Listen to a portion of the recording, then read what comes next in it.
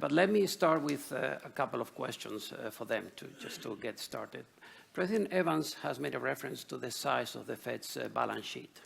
And I want to ask something related to that balance sheet. And it's connected with the issue of the doom. Is cash doomed? There is a widespread view among many people that cash has its days numbered.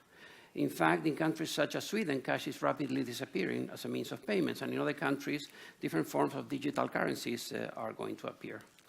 But this view contrasts with the reality of what has happened with currency in circulation in the Eurozone and the US.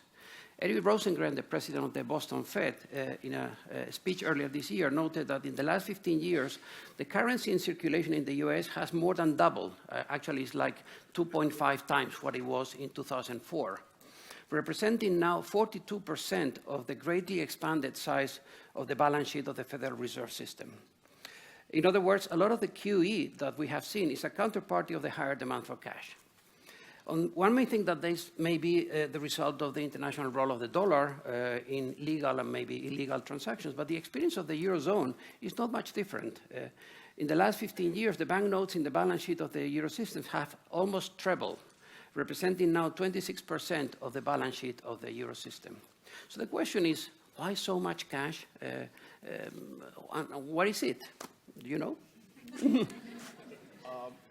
It's a hard question. It's certainly been the case that, as you say, people have been forecasting the demise of cash usage in the U.S. for quite some time. We have quite a large number of cash vault operations in the U.S., and we've tried to right-size, our footprint with that. But as you, take that striving for efficiency against what the demand is, the demand continues to increase in certain types of areas. Cash offers a number of services. One is anonymity, so people enjoy that. It's not always for the best purposes. It could be for nefarious activities or tax avoidance or things like that, but nevertheless, it is traditional. I think that the expectation that digital services will supplant cash has an underlying assumption that everyone in the economy has access to banking services in the same way that I do or whatnot. And there is just a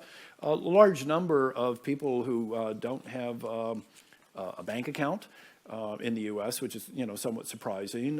There's a large number of people who can't make an emergency $400 expenditure when they need it to fix their car or something like that. So there are a whole bunch of things that they are juggling, and using a bank account in an efficient way is sometimes much more challenging than just having sufficient income to make your payments and fit your needs. And so I think we're just going to have to see how this evolves. I continue to be amazed that phones are used by so many people, many of the ones who I just described who might not have a bank account, they have a phone. And so there are a lot of uses that need to be understood better than I have them. We do have experts who are looking into this, and they have some expectation along the lines of what you're suggesting, but my own guess is it'll be drawn out for quite some time.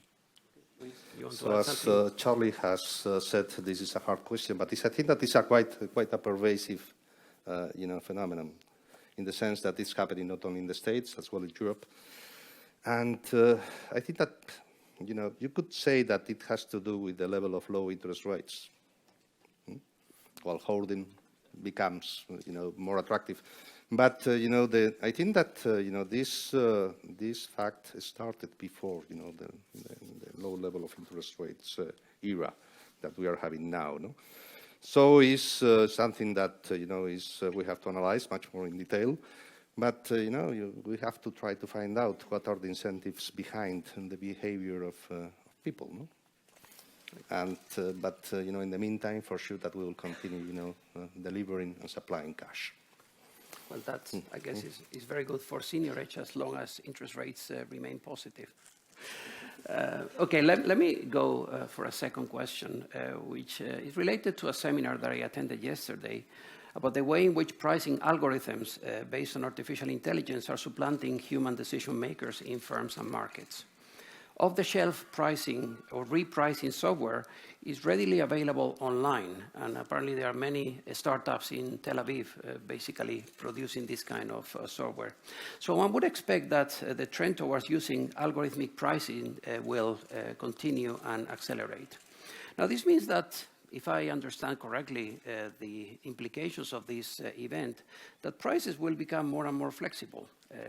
So what do we do with standard framework of monetary policy that relies on price rigidities to go from nominal interest rates set by central banks to real rates that presumably are the ones that influence agents' decisions? Sure.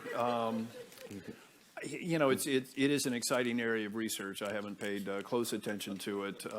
It has many different strands, which are areas that are not, you know, my specialty. You know, many of the strategic pricing, game theoretic aspects of how you make adjustments to your pricing, auction pricing, details, things like that. You know, just casual conversations with my wife about when she should be booking her airline ticket to go visit her mother, and she tells me, well, you know, the flight to Atlanta was $250 on a Saturday when she tried to look at it for next week, and I think if I wait till Tuesday, it might go down. Sometimes it goes down, sometimes it goes up.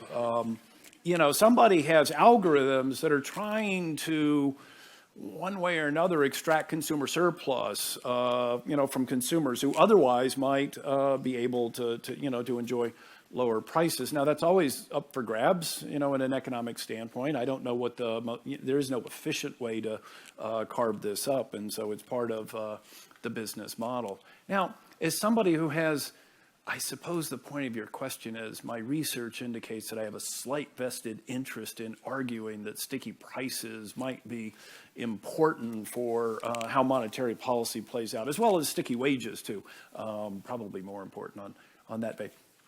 And I can't say I know exactly how this would play out. I'm going to conjecture that, you know, businesses probably have sort of an average level of prices that they're striving for, and they're trying to get a little more of the consumer surplus for their own, but I'm not quite sure how much they move it up or down. Price stickiness, menu cost isn't the right way to think about it, but planning cost, and when they try to take it to a different level, that might involve some time aspect that still would give a role for monetary policy. But that's pure conjecture. It's a fascinating area of research. I guess you mentioned sticky wages, and that's probably something that is here to stay. So that's...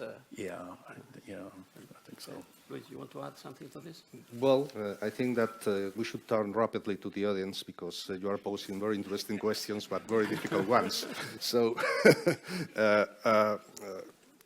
well, I think that perhaps, you know, the point of, I think that is much more relevant in my view, with respect to the recent evolution of inflation in the euro area, is the sort of decoupling that is happening between wage inflation and price inflation, and headline inflation. And this is something that is a surprise for us. No, it's something that we have paid a lot of attention and a lot of research, no, because it's obvious. No, if you look at the evolution of wages in the euro area, well, wage growth is something close to 2.5%, whereas inflation, as you have said before, is 1%, and you know, core inflation is almost flat, you know, around 1%. And this is something that is new for us, no? Because normally the pass-through has to happen. Why has not happened so far in the euro area? Well, there are a lot of explanations, no, about that. Perhaps, you know, it has to do with the digital economy, that, you know, a much more volume, you know, a higher volume of trades take place online, as Charlie has said. Well, you know, even in the case of the ECB, we are analyzing, you know, price behavior in internet in order to understand much better, you know, the dynamics that this could have for the broad headline inflation. And perhaps, you know, there is something that is new. Perhaps, you know, we have living in a period of time of very low inflation with very low volatility in the headline inflation rate, and that has limited, you know, the possibilities of corporates in order to pass through. or perhaps, there is another explanation, is that, corporates are defending much more market share than trying to, let's say, maximize in the short term, revenues.